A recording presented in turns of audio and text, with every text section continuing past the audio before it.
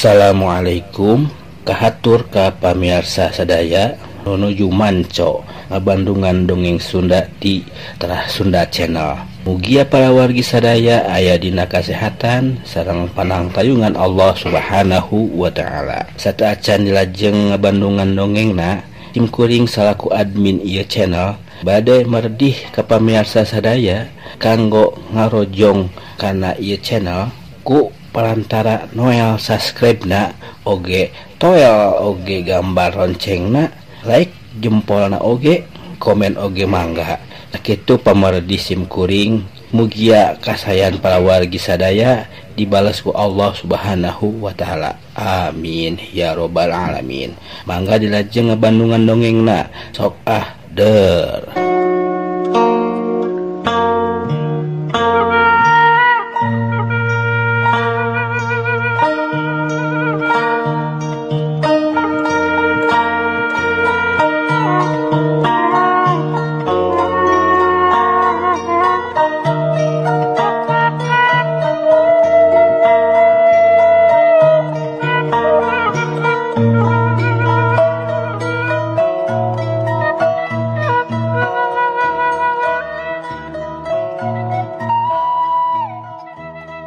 Hujan harita kacida gedena jiga cai anu ditamplokeun ti langit wae. Walungan caah caina ngagulidag rumpat drampit sagala dibabad. Sakur anu aya ti jauh di sisi walungan mah kacaahan ku cai anu ngagulidag. Sawah-sawah beak kapangkalan narungkad kasaung-saung ka bawah caah. Malahan mah budak sangon anu keur ngamandian munding ge lapur ka bawah palit jeung munding-mundingna. Pokona mah rohaka pisan caah teh. Jiga lain caah samanea, jiga caah anu katumpangan ku jurig siluman. Nah bisa aya anggapan kitu kusabab sanajan hujanna geus saat tapi ari caahna mah masih keneh duak leok umpat jampit kana naon wae anu aya di sabureun nu kajalanan ku eta caah. Sabada cai caah geus nyusut kaayaan wahangan geus teu pikasieun deui. Tapak caah bisa katingali atra ku lobana kakayon anu nyarangsang dina batu wahangan. Harita loba jalma anu abring-abringan di sababaraha gumplukan. Eta teh jalma-jalma anu keur neangan sanak kaluargana nu kabawa caah tadi. Rombongan Mbah Samud jeung RT Katut Nuliana oge aya keur maluruh nasibna Arhasan anu kabawa ku caah. Basa tadi menerkeun cukang di wahangan teh. Mapai-mapai sisi walungan malahan sakapeung ancrug mun manggihan sedong digawir boh bisi nyangsang di jero sedong. Tapi nepi ka wanci panon poe tunggang gunung malah geus deukeut ka wanci sariak layung tarekah dina neangan Arhasan teh nihil eueuh hasilna. Boro-boro layona eueuh tapak-tapak ka acan. Kumaha ya bah? Usaha urang teh teu mawa hasil ning, cek RT harita nyarita ka Mbah Samud.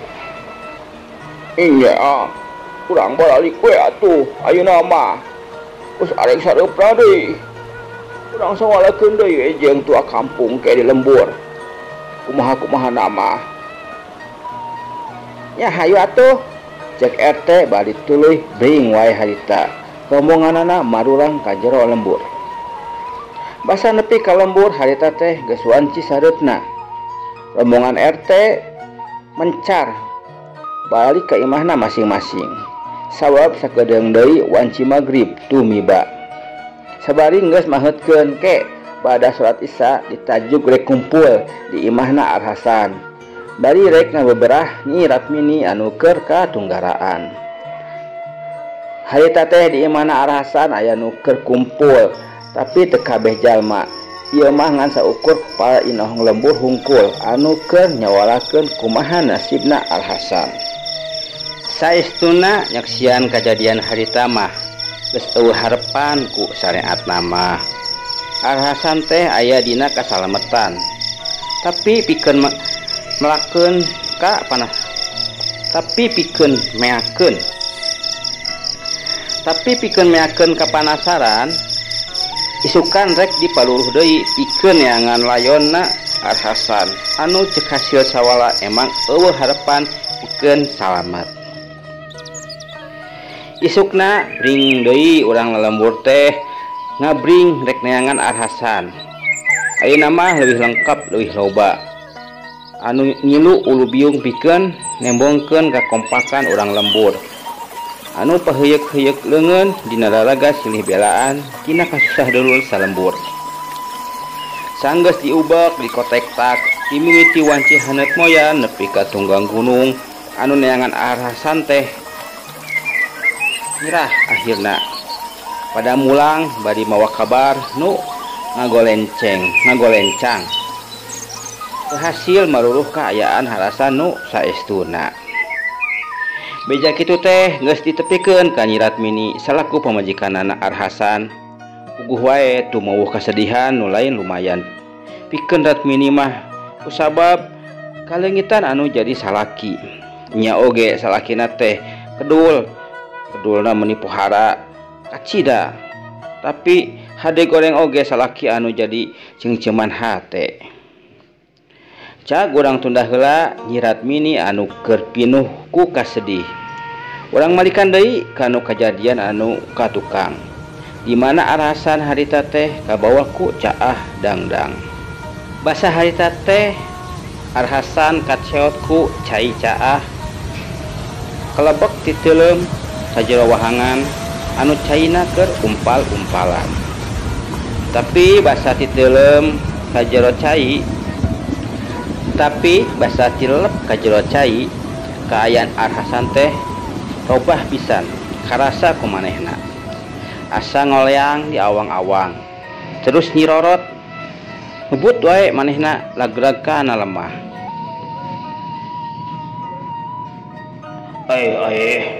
Aing aya di mana?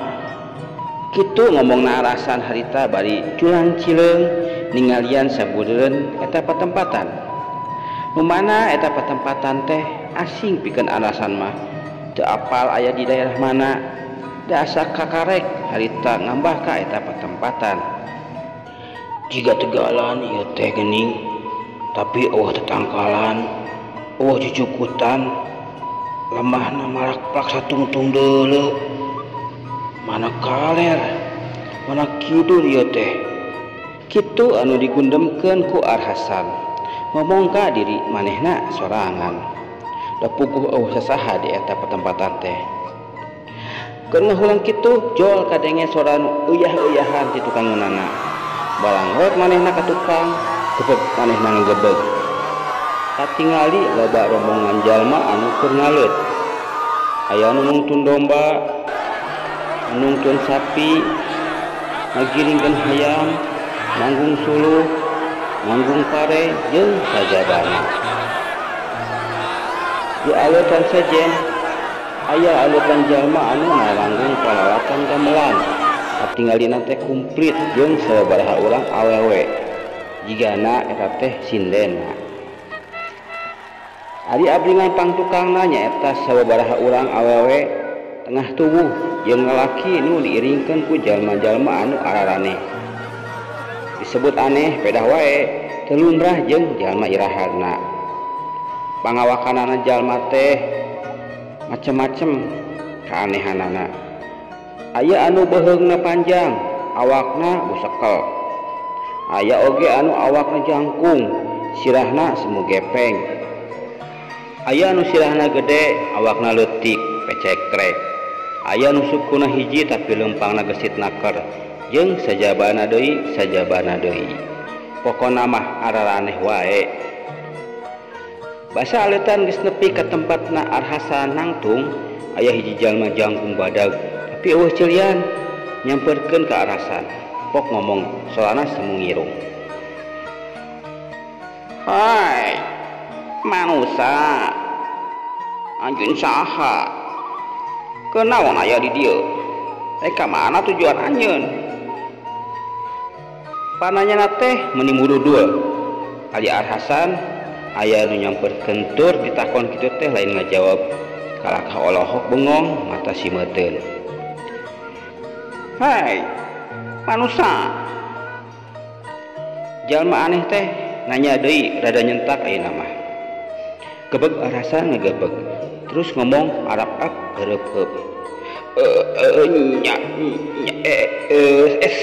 Saha eta anjeun nu benar manusia ngomong teh jawaban nanya kaula saha maneh jawab sia gancang ame hampang hukuman sia sabab kumaha asup ka nagara kaula tanpa izin. Sanggeus teger hatena Arhasan pok ngomong, kuring Arhasan ka dieu kalangsuk ka bawa caah. Ari ieu di mana? Di lembur naon? Arhasan malik nanya ka eta jalma.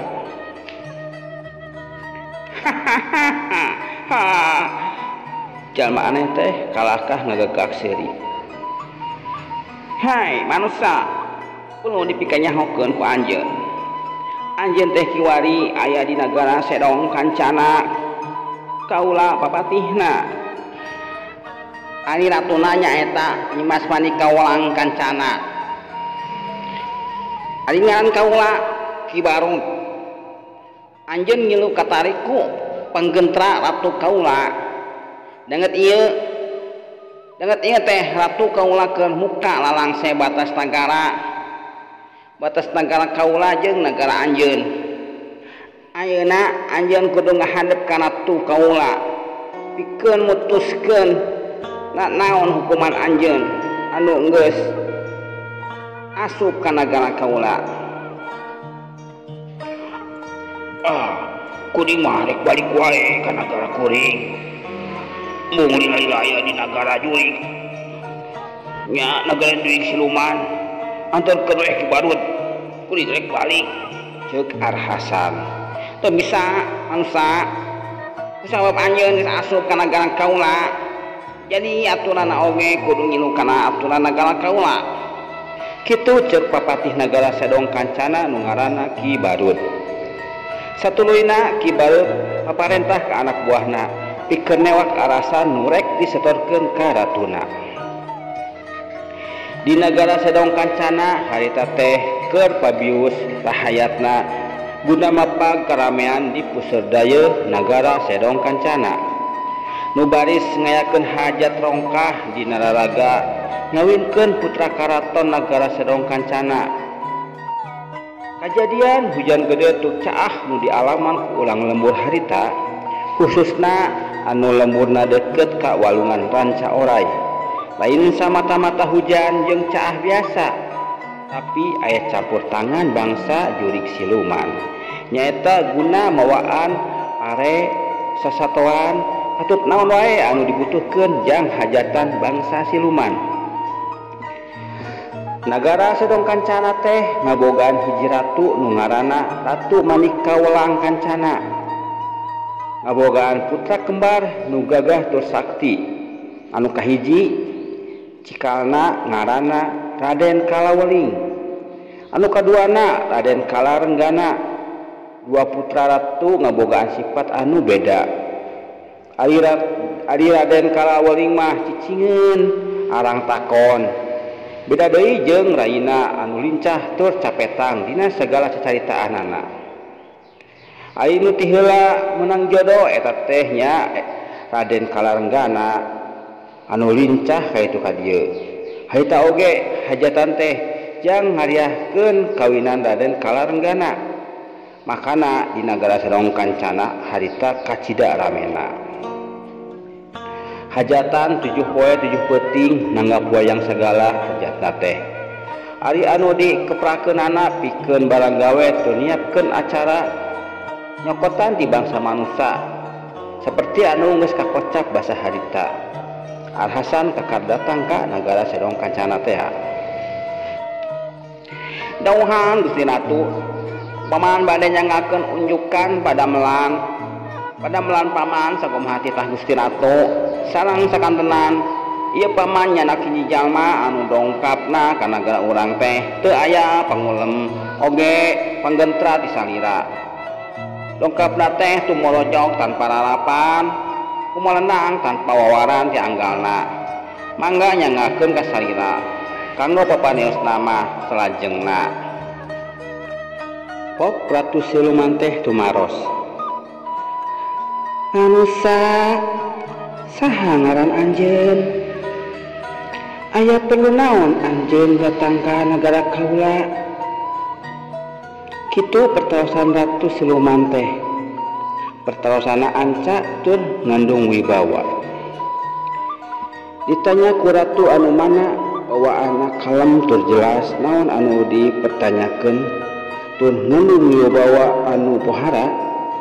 Arhasan teu wani baha haita keneh ngajawab pertanyaan ti Ratu Jurik Siluman.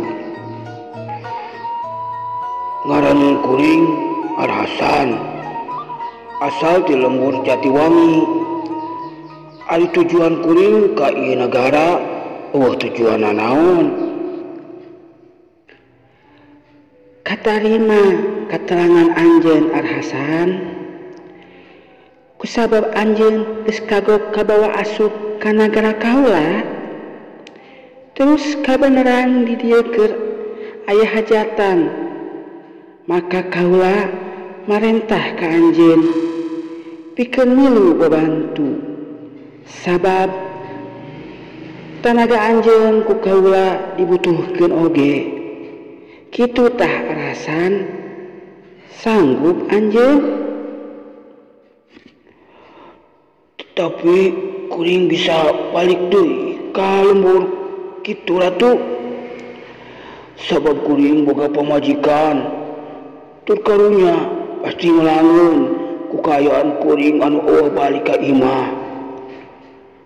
Mun bisa mah kuring teh rek balik heula bebeja supaya teu hariwangun pamajikan kuring. Lamun geus bebeja mah kuring rek balik deui ka dieu pikeun babantu di hajatan kawinan putra ratu. Kitu pok-pokanana Arhasan ka Ratu Siluman harita. Wayahna kahayang anjeun teu bisa kacumpon. Sabab nagara anjeun jeung nagara kaula aya batas anu teu sagala wayah bisa bulak-balik dilewatan. Jadi geus we anjeun mah babantu heula di dieu nepi ka hajatan rengse. Kerek balik mah bareng jeung nulian anu ku kaula diondang ka ieu patempatan pikeun ngareuah-reuah hajatan anak kaula. Jang bari nyaho ka pamajikan anjeun mah engke kaula baris ngutus utusan. Jangan bejaan kaayaan anjeun. Kitu tah Arhasan. Kaharti kitu kaputusanana Arhasan babantu di nagara Sedong Kancana anu keur hajat ngawinkeun. Urang tinggalkeun heula kaayaan Arhasan anu eukeur aya di nagara Siluman. Ayeuna urang kocapkeun kaayaan di lembur Jatiwangi. Nyaeta ngaran lemburna Arhasan. Sanggeus kajadian 2 poe ka tukang, Arhasan kabawa palit ku caahna walungan harita. Hasil ikhtiar tur sawala kokolot lembur diputuskeun. Yen Arhasan teh dianggap tiwas kaseret ku caahna walungan ranca oray. Sabab mungguh kailaharan geus 2 poe teu kapanggih mah layona teh tina kabawana ku caah teh dipastikeun tilem ka jero walungan anu pamohalan bisa kapanggih layona. Harita teh wanci saleureut budak atawa mun ayeuna mah bada salat Isya. Di imah Arhasan keur aya kumpulan sakumaha ilaharna pikeun anu geus kapapatenan. Para lalaki keur maraca tahlil jeung sajabana nu tujuanana kahiji ngabeberah anu keur kapapatenan, kaduana milu ngarojong ngadoakeun pikeun jalma anu geus tiladunya nyaeta Al-Hasan teh. Ari anu awawena di dapur nyiapkeun opieun jeung ngalawuhna, yang engke bapak-bapak sabada beres tahlilan. Kitu kabiasaan di eta lembur. Lamun aya anu kapapatenan teh sok rempug bebantu kana nyumbang ku sabogana supaya tersedih teuing tur ngurangan bang baluh nuker karandapan ku kulawarga anu ditinggalkeunana. Hawar-hawar tika jauhan kadenge aya anjing babaung. Dibarengan ku gumuruhna angin di Jomantara. Teka tinggaleun salah tipun cuing oge nambah geueum kaayaan harita. Dikeun anu bolangan mah kaayaan kitu teh ngahudangkeun ka sieun anu pohara. Dol tas we sangkaan goreng kacipta yen arwahna arasan marakayangan. Kitu deui anu tumiba ka Jang Arman anu kabeneran diukna teh di luar dina golodog da teu kabagian diuk di jero imah mah. Aya opatan harita teh nu sarua jeung Jang Arman. Masa ngadenge salah anjing bebaung, Jang Arman jeung batuna silih sigeung, bari silih arewos. Sorin, dengikeun kumaneh? Suara anjing bebaung. Cokolot mah aya ririuan ngaliwat. Cek Jang Arman ngomongna ditompokeun kana ceurina Sudin. Anu disebut Sudin mairan omongan Jang Arman. Heueuh, ieu bulu punduk uing oge mun sing puriding kieu. Cilining aya bangsana lembut ngilu auk Cokolot mah. Dudul anu diuk gigireunana Sudin ngapiri-gidi. Ngadenge suara anjing bebaung deui asa leuwih deukeut ayeuna mah. Naon-naon anu digundemkeun ku Jang Arman jeung babaturanana tepati nyalahan. Kusabab harita di luhureun tangkal jengkol aya hiji makhluk anu ngaringkiwik bodas kukuncungan. Sabenerna mah eta teh dirig bangsa siluman di nagara Sedong Kancana. Anu mana kapapancenan ku ratuna pikeun ngabejaan ka pamajikanana Al-Hasan. Yen Al-Hasan teh keur diala tanagana jang babantu dina hajatan ratu. Utusan ti nagara siluman teh boga pikir yen pikeun supaya bisa nepungan manusia, maka manehna kudu niru kebiasaan manusia supaya bisa nyambung, itu pikirna. Tapi salahna anu ditiru nyaeta manusia anu geus maot, anu geus dibungkus ku boeh. Anggapan nama sarua we manusia. Itu kanyahona eta utusan anu rek natamu ka imahna Al-Hasan nu danget harita keur ngayakeun tahlilan. Kusabab masih keneh ngagerenggeng baca bacaan kalimat thayyibah, eta julik siluman teh can wani nyampeurkeun asup ka imahna Al-Hasan. Makana cicing ngadaguan dina tangkal jengkol, ngadaguan beresna tahlilan.